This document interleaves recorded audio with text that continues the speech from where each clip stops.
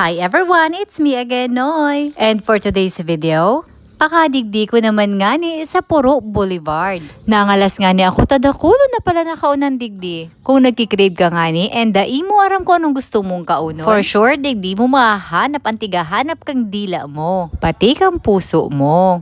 Anyways, yan nga ni ako digdi. Nagkikrave akong mang inasal. Kaso, nasaraduan ako, tama alas 9 na kaya. Kaya, nag-decide kami na magdigdi sa Puro Boulevard. Nadipisilan nga ni akong maghanap ng pagkaon.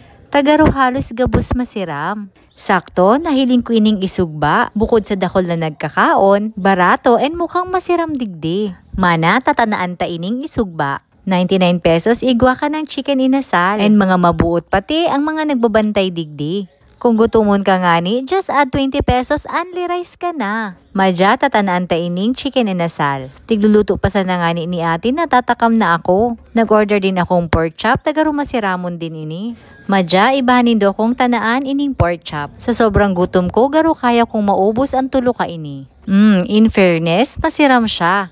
May lasa na siya, dawa dai ko patig sausaw sa tawyo. Unlimited pati, ang chicken oil digdi. Bako lang palan pork and chicken ang yaon digdi. Igwa din silang mixed seafood and pusit. Anyways, uni na nga ni sa tikikrave ko ang chicken inasal. Sa sobrang gutom ko, garo kaya ko ang tulo ka ini. Grabe, super juicy and pareha sa pork chop.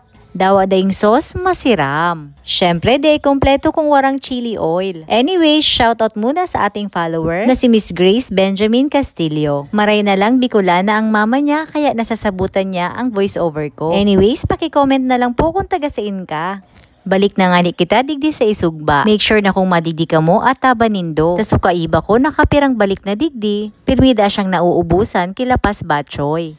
For sure, mabalik ako digdita na curious ako kung anong lasa kang lapas batchoy ninda. Naubos ko nga ni sumik seafood and chicken inasal. But wait, there's more. Igo din sinda digding sticky rice with ice cream. Ate, garo basugo na akong mariday ko na inikaya. Anyways, kung nakikrave ka mo ang chicken inasal, visit Isugba, digdi lang sa Puro Boulevard. Uni ang menu ninda. For sure, mabalik ako digdito Chardar Hito and Lapas Batchoy. And that's it for today's video. Thanks for watching. Follow for more and I'll see you guys again next time. Mwah!